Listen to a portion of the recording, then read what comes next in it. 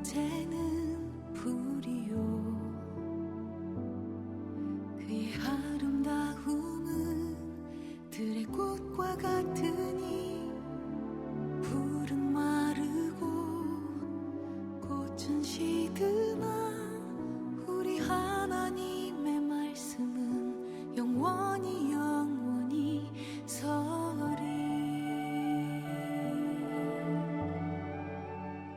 오늘 이 아침 우리에게 주신 말씀은 시편 9편입니다. 시편 9편 11절에서 마지막 절까지 20절까지입니다. 너희는 시온에 계신 여호와를 찬송하며 그의 행사를 백성 중에 선포할지어다. 피 흘림을 신문하시는 이가 그들을 기억하시며 가난한 자의 부르짖음을 잊지 아니하시도다. 여호와여 내게 은혜를 베푸소서. 나를 사망의 문에서 일으키시는 주여, 나를 미워하는 자에게서 받는 나의 고통을 보소서. 그리하시면 내가 주의 찬송을 다 전할 것이요 딸 시온의 문에서 주의 구원을 기뻐하리이다. 이방 나라들은 자기가 판 웅덩이에 빠지며 자기가 숨긴 그물에 자기 발이 걸렸도다. 여호와께서 자기를 알게 하사 심판을 행하셨으며 악인은 자기가 손으로 행한 일에 스스로 얽혔도다. 악인들이 수월로 돌아가며 하나님을 잊어버린 모든 이방 나라들이 그리하리로다.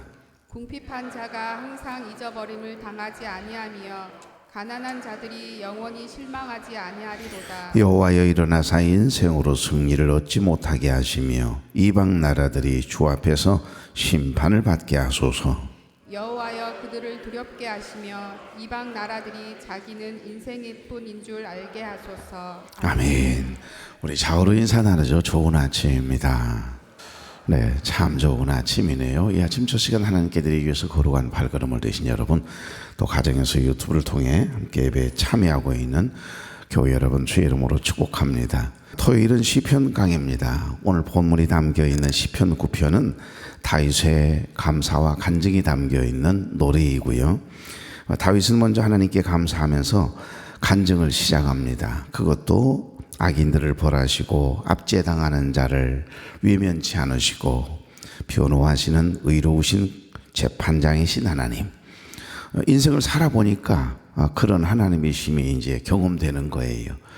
그 힘들고 어려운 상황에서는 아니 계신 것처럼, 내 편은 아무도 없는 것처럼 악을 행하고 불의를 행하는 자들은 승승장구하고 무슨 일을 하든지 형통한 것 같고, 그럴 때 이제 열받잖아요. 그러면 우리 마음을 어디에 두어야 할지 이게 참 낙심이 돼서 삶이 재미 하나도 없는 건데, 시간이 지나놓고 보면 하나님은 확실히 공의로우신 하나님, 반드시 그 죄에 대하여 악에 대하여 심판하시고 보응하시는 하나님, 선하게 의롭게 믿음으로 살아가는 사람, 끝까지 그렇게 가난하게 힘들게 비참하게 살아갈 것 같아 보여도 어느 한순간에 보면 하나님이 역전시켜 주셔서 반전시켜 주시는 하나님의 살아계심의 역사, 이제 그런 경험들이 이게 연세가 드시면서 이제 고백되는 거지요. 오늘 다윗이 그렇습니다. 그러니까 승리에 대한 감사의 노래라고 보면 맞습니다. 다윗이 하나님이 어떤 분이신지 노래하고 있는 거죠. 내가 만난 하나님.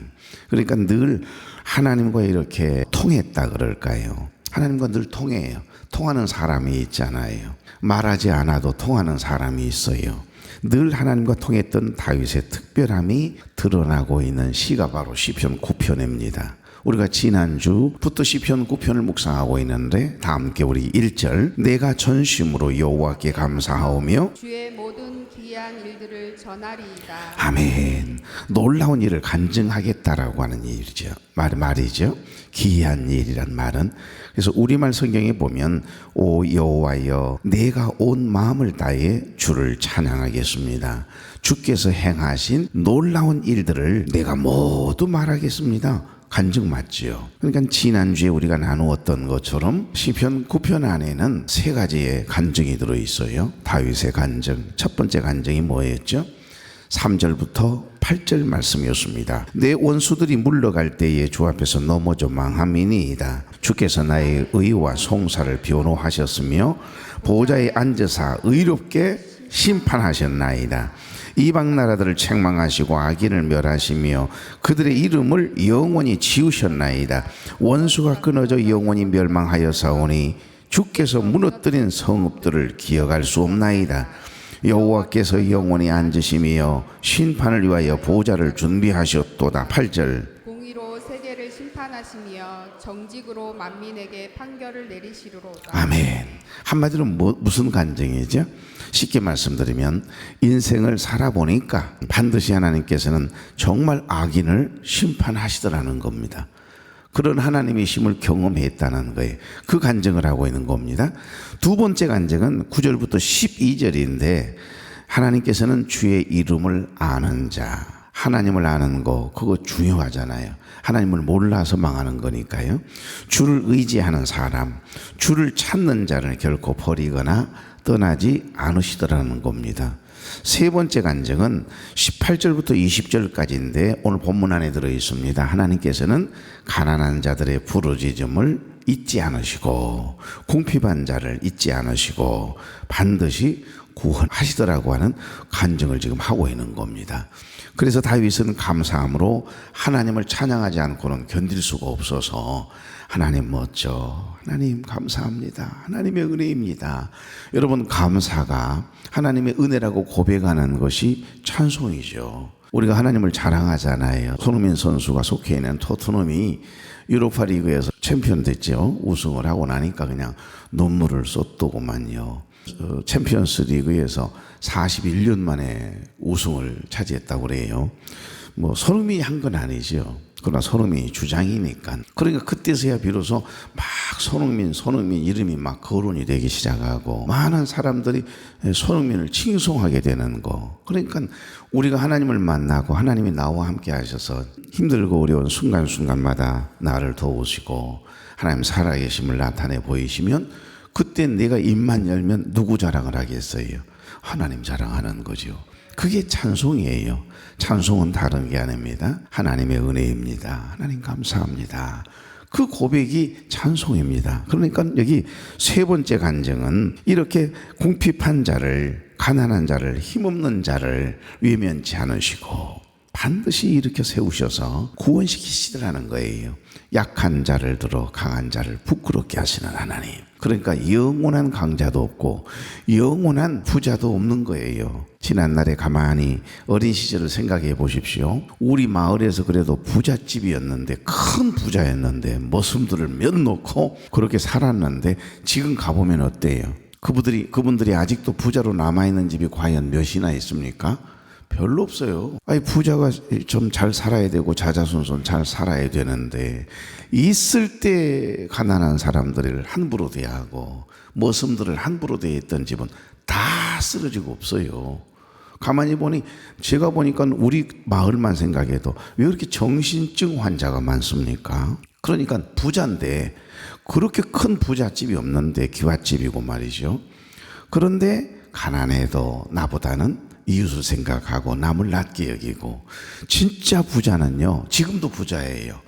그 부잣집은 항상 모습이라도 내 가족이고 내 자식이라고 생각하고 똑같은 쌀밥을 먹이고 똑같이 배려하고 인격적으로 대하는 부자들은요 지금도 부잡디다. 그럼요 하나님께서는 가난한 자들의 부르짖음을 잊지 않으시고 궁핍한 자를 잊지 않으시고 반드시 구원하시더라는 거예요. 높이시더라는 겁니다. 그 간증을 지금 다윗은 하고 있습니다. 그래서 다윗은 감사함으로 하나님을 찬송하며 11절을 보면 주의 이름을 뭐 한다고요? 11절 뭐라고 그래? 찬송하고 선포하나이다 그러잖아요. 선포하나이다. 여러분 막 내 마음에 근심이 두려움이 속상함이 좋지 못한 마음이 내 안에 치고 들어와서 나를 막 장악하려고 하잖아요. 그래서 내 마음을 상하게 해요. 무겁게 하고 어둡게 하고 뭐 똑같은 이야기입니다만 그런데 이상해요. 내가 예수 그리스도의 이름으로 선포하면 이 더러운 생각은 내게서 떠나갈지어다. 나사렛 예수 그리스도의 이름으로 명하노니 내 마음에 막 시기와 질투가 막 미움이 서운한 감정이 내 마음에 치고 들어오는 걸 가만두지 않고 이 못된 놈이 내 마음을 지금 겨둡게 하네. 그게 느껴지면 깨달아지면 순간 주저하지 마십시오. 나사렛 예수 그리스도의 이름으로 명하노니 이 더러운 생각은 이 어둠의 생각은 떠나갈지어다. 선포해 버리십시오. 그러면 한 길로 왔다가 7길로 후다닥 하고 이 마귀의 어둠의 세력이 도망을 갈 거예요. 남편에 대한 서운함이 있습니까? 그거 몰아내야 됩니다. 선포해야 될 일이에요. 미워할 일이 아니에요. 싸울 일이 아닙니다. 나는 뭐 입이 없어서 말 안 하고 있는 줄 아냐고, 나가 그동안 당신 때문에 이 인생이 얼마나 비참해졌는 줄 아냐고 막 이러면서 씩씩거려 봐요. 여러분만 상해요. 여러분만 어두워져요. 그럴 때 상대를 바라보고 저렇게 악한 사람이 있을까? 저렇게 사람이 변하지 않는 사람이 있을까? 그런데 가만히 생각하면 품을 생각을 해보세요. 그러면 얼마나 불쌍한지. 짠해 죽겠다 그래요. 목사님 우리 남편 너무 불쌍해요. 열심히 일을 하는데 삶이 저렇게 고단하게 보이니 너무너무 짠해요. 나라도 품어줘야 되는데 내가 품을 여유가 없으니까 나도 속상해가지고 한마디씩 하는 게 너무 마음이 아파요. 그런 고백의 간증을 하는 아내들 종종 듣습니다. 남편들은 워낙 과묵해가지고 말을 잘 안 하시지만 얼굴에 쓰여져 있어요. 목사님 우리 집사람 너무 불쌍해요. 그런 표현을 하신 분도 가끔 있습니다만은, 그럼요, 그게 긍휼이에요. compassion. 아내의 마음을 내가 공유하는 거고 남편의 아픔을 공유하는 거예요. 그분의 상처를 내가 공유하는 겁니다. 부모님들의 아픔이 여러분 공유하잖아요. 부모님들이 힘들고 어려운 중에 우리를 키워오느라고 힘들었을 그 상황을 내가 살아보니까, 내가 어른이 되어서 어머니가 되고 아버지가 되어 보니 공유가 되잖아요. 그러니까 부모님 생각하면 눈물이 핑 도네요. 정말로. 그러면서 막 뭉클뭉클해지잖아요. 왜 그러죠? 공유하니까 그러는 거예요. 그러니까 정죄가 안 되는 거죠. 근데 여러분 남편에게는, 아내에게는, 여러분의 자녀들이나 부모들에게는 그렇게 오크 심정을 가지고 그렇게 어둡게 마음을 쓰세요. 여기 시편 9편을 지은 사람이 다윗이라고 했습니다. 하나님께서 자기와 가장 잘 통할 수 있는 한 사람을 이스라엘 전 지역 천지에서 찾아보던 중에 다윗을 찾으신 모양이에요. 목동 다윗을, 양을 치고 있는 이 다윗의 마음이 너무 깨끗하거든요. 순수하거든요. 그러니까 옛날에 저게 에녹이 그랬고 아브라함이 그랬던 것처럼 다윗과 하나님은 이렇게 늘 통했어요. 다윗만 생각하면 행복한 겁니다. 다윗은 하나님만 생각하면 행복해요. 다른 거 아무 필요 없어요. 주님 한 분만으로 만족함이 있단 말이에요. 이게 통한다는 건 이런 겁니다. 여러분, 다윗이 하나님과의 늘 소통했던 도구가 무엇인 줄 아십니까? 그렇게 하나님과 늘 소통했던, 늘 통했던 도구가 있었어요. 다윗을 가만히 들여다보면 하나는 감사였습니다. 감사. 늘 입술의 고백에 감사가 떠나지 않는 사람. 이 감사가 뭐죠? 아까 말씀드렸잖아요. 하나님 너무너무 감사해요. 너무너무 하나님의 은혜입니다. 이게 찬송입니다. 그러니까 다윗의 하나님과 통했던 건 찬양이에요. 원래 음악가이기도 하고 투르바적인 기질이 있어요. 음유 시인이란 말입니다. 시적인 감각도 뛰어나잖아요. 특별함이 있잖아요. 우리가 날마다 바라보는 해와 달과 별을 바라보고도 시 한 편을 써낼 만큼, 그리고 연주도 또 잘하잖아요. 그 깨끗한 마음을 바라보시고 하나님과 통했던 이 다윗을 하나님께서는 찜하신 것 아니겠습니까? 목동 출신의 다윗, 아버지도 형제들도 임금감이 될 수 없다고 너 잘 지키고 있어. 오늘 우리 집에 그 유명한 대선지자이신 사무엘 선지자가 온단다. 누구한테 말하면 안 돼. 그리고는 모든 양들을, 짐승들을 다윗에게 맡겨놓고 자기네들만 가잖아요. 아버지 또한 마찬가지예요. 다윗은 임금감이 아니라는 생각을 하는 거예요. 다윗은 양을 잘 관리할지 모르지만 임금감은 아니라는 겁니다. 내 마음에서 이미 배제됐어요. 근데 우리 하나님은 외모를 보시는 분이 아니시고 마음 중심을 보셨습니다. 그래서 다윗을 많고 많은 사람들 중에 찜하셔서 이스라엘의, 통일 이스라엘의 임금 삼으시잖아요. 그러니까 하나님과 통했다는 겁니다. 하나님과 통하면 끝나는 거예요. 여러분, 하나님과 통했던 다윗의 그 도구는, 첫째는 찬송이었습니다. 찬송. 어떤 상황 속에서든지 범사에 감사할 줄 아는 찬송이 저와 여러분의 하나님과 통하는 도구 되길 바랍니다. 두 번째는 기도였습니다. 아무리 힘들고 어려워도 기도 쉬는 일은 없습니다. 기도하다가 말고 이런 일은 없어요. 하물며 아들 압살롬과 가장 믿었던 아이도벨이라고 하는 깨대인 친구 책사가 반역을 하고 배신을 해도 피난길에 올라 막 쫓겨가는 그 비참한 신세에, 비참한 상황에서도 그는 하나님 앞에 밤에 피할 길을 주신 하나님께 감사의 기도를 드리고 그리고 자잖아요. 아침에 일어나면 첫 의식은 첫 열매라 생각하고 하나님께 드렸던 사람이 다윗입니다. 그래서 다윗은 3절에서 10절 말씀에 보면 하나님을 찬송할 이유를 밝힌 후에 자기의 동족들에게 하나님을 함께 찬송할 것을 권유하고 있습니다.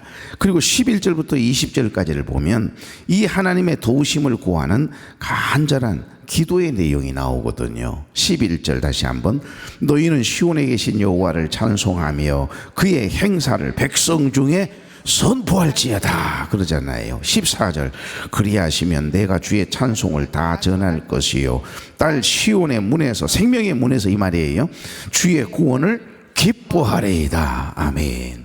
지금 이 시대의 가장 큰 문제는 사람들과는, 세상과도 하나님과도 통하지 못한 사람들이 의외로 많다는 겁니다. 완전히 동서가 나뉘어지고 정치도 여야로 나뉘어지고, 나뉘어질 수 있죠. 생각이 다를 수 있는 것이니까. 그러나 때로는 큰 틀에서, 옛날에는 그래도 정치가 살아있었을 때는 영수회담을 하잖아요. 대통령이 야당 그다음에 여당 대표를 이렇게 청와대로 초청을 해가지고서 좀 협조 좀 부탁합니다. 저희들이 도와드릴 일은 없을까요?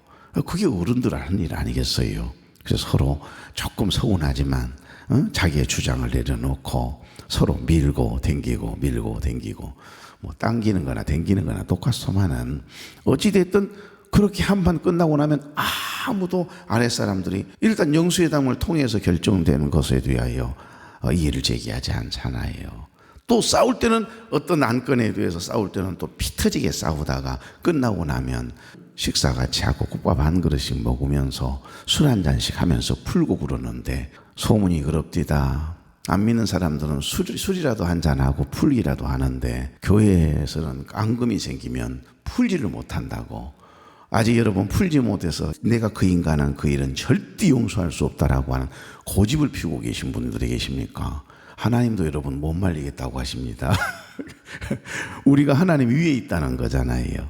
원수 갚는 일은 내게 있는 것이 아니다. 하나님께 있다고 말씀하세요. 여러분, 통한다라고 하는 건 참 좋은 것 같아요. 크고 작은 문제, 생각이 다를 수 있지만은 한순간 눈빛만 바라보아도 내 생각이 옳다고 생각이 들어도 상대 입장에서는 또 그러겠구나, 이렇게 생각해 줄 수 있는 거. 도대체 내 이야기를 안 들어준다고, 이야기를 들을 줄 모른다고, 이것이 들어준다고 그게 소통이 아닙니다. 마음이 서로 통해야 되는 거예요. 하나님과 늘 통함이 있기를 바랍니다. 다윗은 늘 통함이 있었어요. 하나님이 이해가 안 돼요. 하나님 하신 일이 이해가 안 돼요. 그런데 하나님은 항상 오르셨거든요. 그러니까 지금 이해가 안 된다 할지라도 기도하면서 견뎌내는 겁니다. 참아내는 거예요. 왜? 나는 유한한 존재이고 나는 틀릴 수 있는 약한 존재라는 거죠. 불완전한 존재라는 거죠. 그러나 우리 하나님은 엘샤라이 하나님, 전능하신 하나님, 실수가 없으신 하나님이심을 믿는 믿음이 있기 때문에 하나님과 통하는 거예요. 믿음 없이는 하나님을 기쁘시게 할 수 없는 거니까. 여러분, 그래서 우리의 마음에도, 여러분의 삶의 현장에도, 또 우리 교회 안에 이 예배 가운데도 성령의 바람, 은혜의 바람이 불어와야 하는 겁니다. 그럼요. 바람이 곡식을 익게 한다는 건 아시죠? 햇빛이, 그리고 적당한 이른 비와 늦은 비가 이 곡식을 자라게 하는 거 분명 맞아요. 그런데 바람이 없으면 불가능하다는 거 아세요? 바람 참 희한해요. 그 계절마다 열매가 맺을 때도 그렇고 한겨울이 지난 다음에도 봄이 되면 바람이 그렇게 세차게 불어요. 그래서 나무를 한 번씩 막 흔들어대거든. 야, 이놈들아, 잠에서 얼른 깨어나야지 막 이러면서 겨울잠에 자고 있는 많은 나무들을 막 하나님이 바람을 불게 하셔서 깨울 때가 있거든요. 내가 여기 바람 이야기라고 있죠. 바람이 곡식을 익게 해요. 낮에 햇빛만 곡식을 익게 하는 게 아닙니다. 칠흑같이 어두운 밤이 과일, 열매를 탐스럽게 하고요. 곡식을 익게 한다는 건 아세요?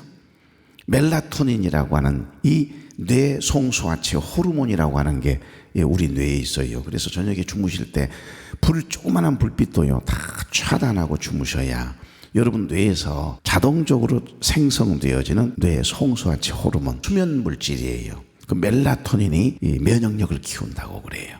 그래서 멜라토닌이라고 하는 식품을 통해서 채취한 그 수면, 약간의 비행기를 타면 멜라토닌 먹잖아요.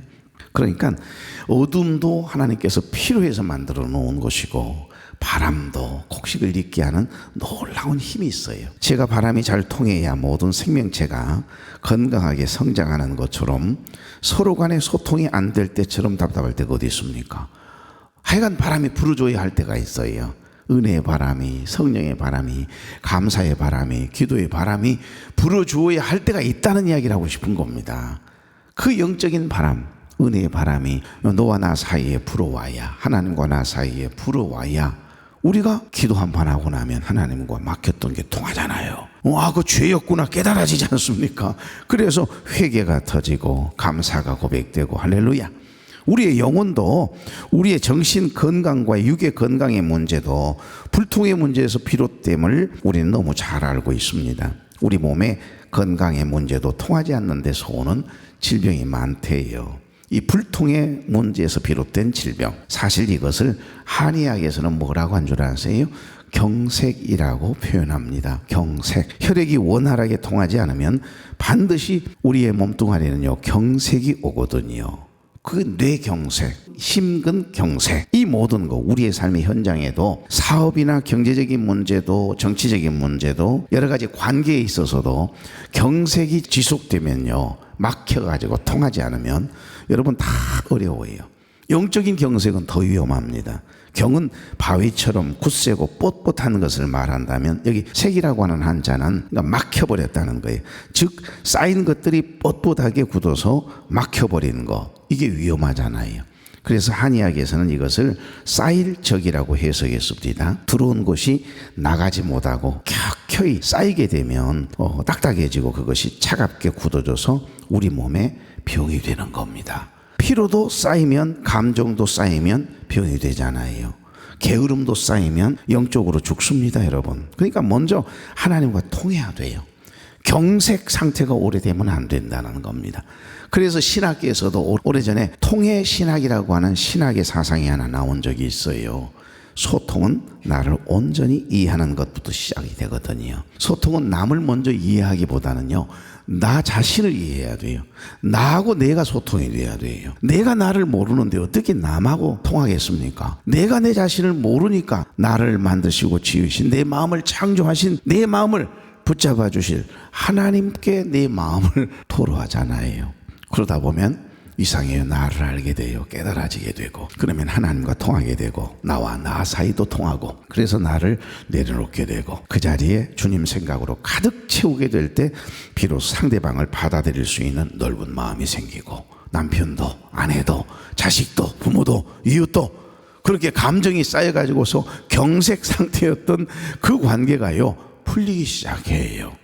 하나님과 나 사이에 통하면 놀랍게도 하나님 아버지의 마음으로 삶을 대하고 사람을 대하고 하나님을 신앙하게 되면요 모든 경색된 것이 뚫리는 줄로 믿습니다. 그러니까 다윗이 그랬다니까요.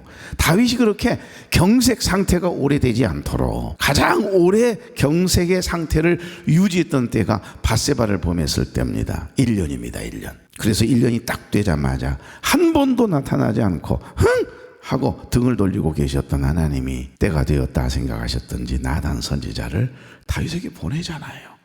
그래서 경색 상태였던 하나님과의 깨어진 이 관계를 풀렸고 하나님 먼저 손을 내미시거든요.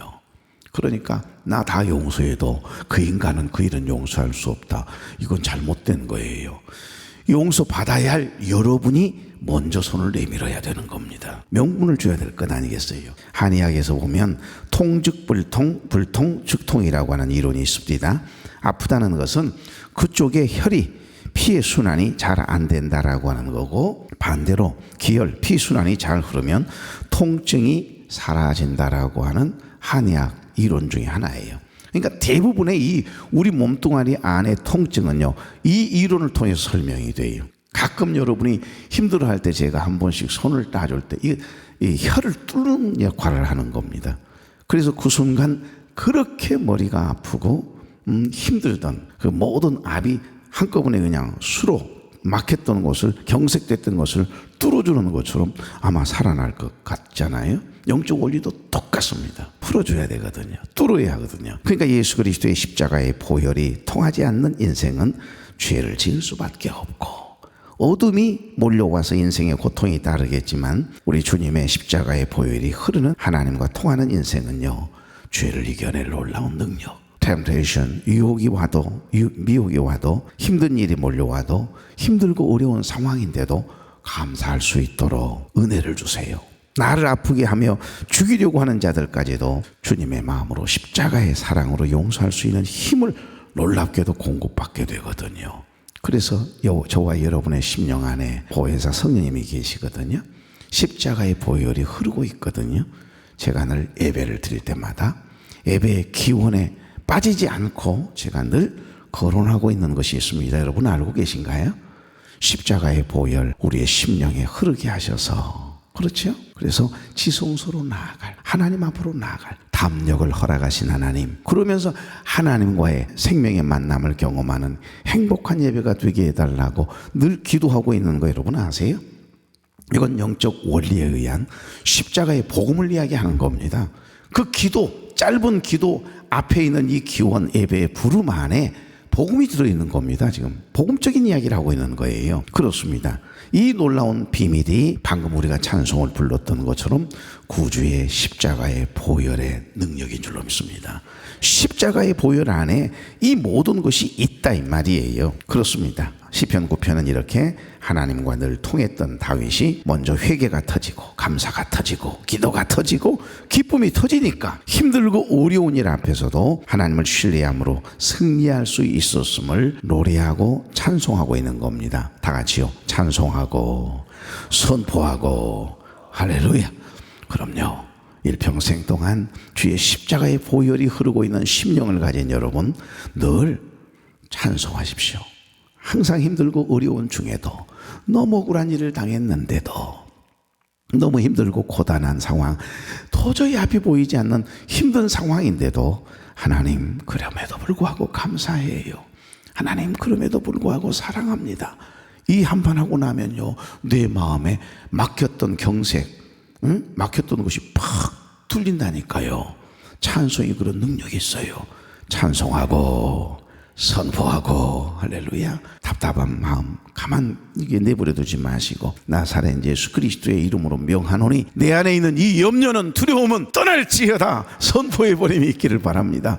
그러니까 감사와 기도가 하나님과 통했던 도구가 바로 다윗의 도구였거든요. 하나님과 통해서 이렇게 하나님과 친밀한 교제를 나눌 수 있었던 것은 감사였습니다. 찬송이었어요. 또 한 가지는 기도였음을 이야기합니다. 11절 너희는 시온에 계신 여호와를 찬송하며 그의 행사를 백성 중에 선포할지어다. 아멘. 우리 하나님은 당신을 높여드릴 때 가장 행복해 하세요. 시편 9편은 다윗의 승리에 대한 감사의 노래라고 했죠. 다윗의 고백과 삶의 간증이 찬송과 선포함이 저와 여러분의 것 될 수 있기를 주의 이름으로 축복합니다. 존귀하신 하나님, 힘들고 어려울 때 듣고 읽은 하나님의 말씀은 우리의 삶의 거울과 나침판과 같아서 삶의 방향을 바로잡아주는 능력이 있음을 믿습니다. 우리가 하나님을 알면 알수록 더욱 주를 의지하게 하시고 기도하게 되고 있음을 또한 다윗을 통하여 깨닫게 하시니 감사합니다. 일평생 다윗처럼 감사와 회개와 기도로 소통하게 하시고 주님을 찬송하고 선포함이 있는 간증하는 삶이 되도록 기름 부어 주시옵소서. 오늘도 중한 일을 앞두고 있는 교우들과 자녀들 혈육들 간섭해 주시고 가장 좋은 곳으로 응답해 주시옵소서. 하나님을 사랑하는 자 곧 그의 뜻대로 부르심을 입은 자들에게는 모든 것이 합력하여 선을 이루게 하실 줄로 믿습니다. 치료하여 주시옵소서. 회복시켜 주시옵소서. 막혀있는 모든 인생의 문 뚫어주시고 열리게 하시고 통하게 하시옵소서. 이번 이웃처 종교회를 통하여 믿는 자의 수가 날마다 더해지는 기적과 부흥의 역사가 우리 교회 가운데 경험되고 간증되게 하옵소서. 예수 그리스도의 이름으로 축복하며 기도하옵나이다. 아멘.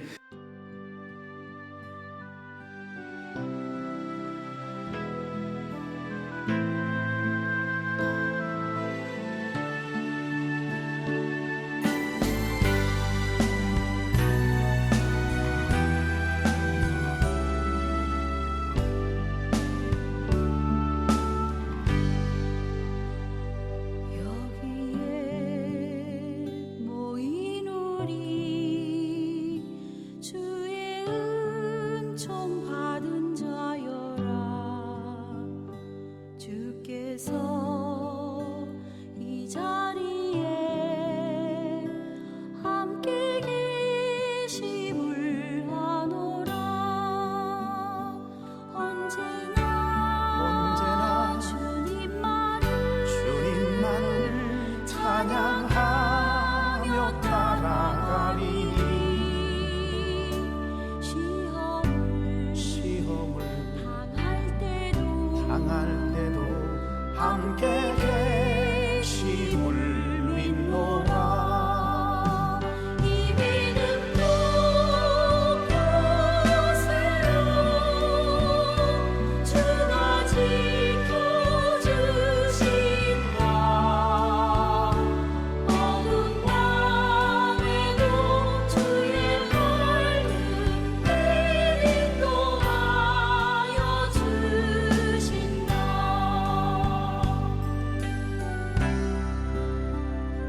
주님의 뜻하신 바 헤아리기 어렵더라도 언제나 주 뜻 안에 내가 있음을 아노라.